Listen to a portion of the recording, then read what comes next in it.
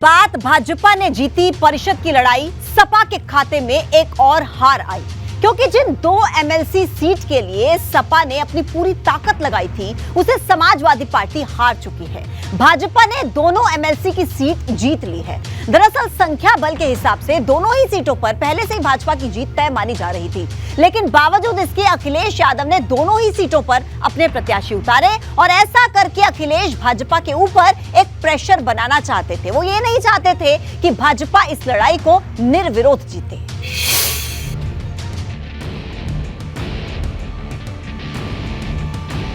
सपा के खाते में एक और हार आई। विपक्ष की एकजुटता फेल, योगी की रणनीति ने कर दिया खेल। विधान परिषद की जिस औपचारिक लड़ाई के जरिए अखिलेश भाजपा में सेंधमारी की रणनीति बना रहे थे वो बुरी तरह फेल हो गई है। भाजपा ने विधान परिषद की दोनों सीट बड़े आराम से जीत ली।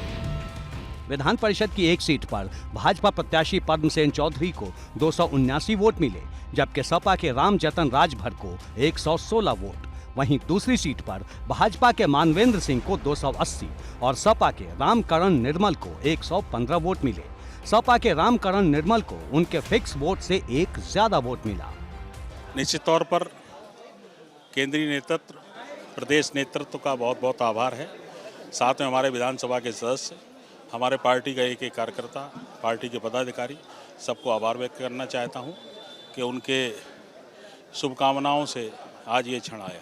भारतीय जनता पार्टी ने उपचुनाव में प्रत्याशी बनाया है और भारतीय जनता पार्टी और राष्ट्रीय घटक के सारे दल, चाहे अपना दल हो चाहे उनका निषाद पार्टी के हों, सारे लोगों ने मजबूती से वोट दिया है, पार्टी के पक्ष में दिया है, जीत हुई है।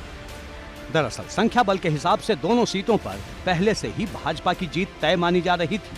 बावजूद इसके अखिलेश यादव ने दोनों सीटों पर अपने प्रत्याशी उतारे। ऐसा करके अखिलेश भाजपा के ऊपर दबाव बनाना चाहते थे।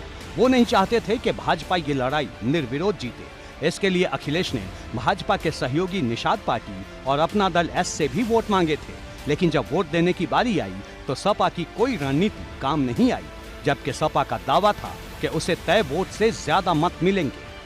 आज नंबर नहीं है, पर इसका ये मतलब थोड़ी नहीं है कि आगे नहीं होंगे। डेफिनेटली आगे हमारे नंबर्स होंगे और इसी की लड़ाई चल रही है। हर व्यक्ति को अपना सम्मान पाने की, चाहे वो किसी भी जात का हो, बिरादरी का हो, किसी भी समाज से हो, किसी भी धर्म से हो, वो अपने सम्मान की लड़ाई को लड़ रहा है। और समाजवादी पार्टी जो आपका सबसे नीचे का व्यक्ति है उसको उसका सम्मान दिलाने की लड़ाई में। देखिए, संख्या यहाँ महत्वपूर्ण है ही नहीं। ये लोकतंत्र का सबसे बड़ा उत्सव है और इसमें संख्या से ज़्यादा महत्वपूर्ण होता है विचारधारा की लड़ाई। यहाँ लड़ाई दलित, शोषित, पिछड़ों के नाम पर है। तो अगर है तो मैं तो यहाँ पर भारतीय जनता पार्टी के विधायकों का भी आह्वान करूँगी कि अगर आप अपने आप को इस विचारधारा के समीप पाते हैं, आपके अंदर ये विचारधारा है, तो आइए वोट करिए इस विचारधारा के नाम पर। उधर विधान परिषद के उपचुनाव में उम्मीदवार उतारने को लेकर डिप्टी सीएम केशव प्रसाद मौर्य ने अखिलेश यादव की सोच और समझ पर सवाल खड़े कर दिए हैं और इसे अखिलेश की राजनीतिक अपरिपक्वता बता दिया है। मैंने कहा कि श्री अखिलेश यादव जी के राजनीतिक अपरिपक्वता का इससे बड़ा कोई दूसरा उदाहरण नहीं हो सकता।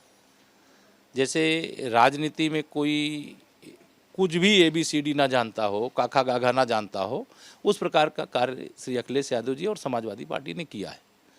वह जानते हैं कि किसी भी कीमत पर वो सर के बल खड़े हो जाएं, तब भी सपा के किसी प्रत्याशी को मतलब इस चुनाव में कहीं दूर दूर तक टिकेंगे नहीं। इसके बाद भी उन्होंने प्रत्याशी उतारा है।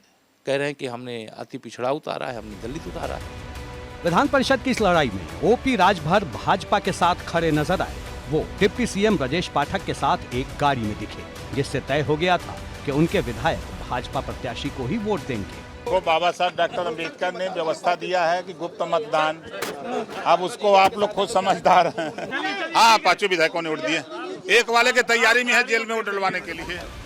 कुल मिलाकर परिषद की इस लड़ाई में सपा को सिर्फ रालोद का साथ मिला। कांग्रेस पूरी तरह से सपा से दूरी बनाती नजर आई। उसने वोटिंग में हिस्सा ही नहीं लिया।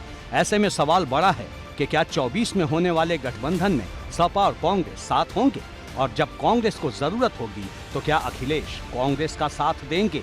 क्योंकि ये चुनाव भले ही 2 विधान परिषद सीटों का था, लेकिन इसका असर आने वाले वक्त में भी दिखाई दे सकता है। एबीपी गंगा के लिए ब्यूरो रिपोर्ट।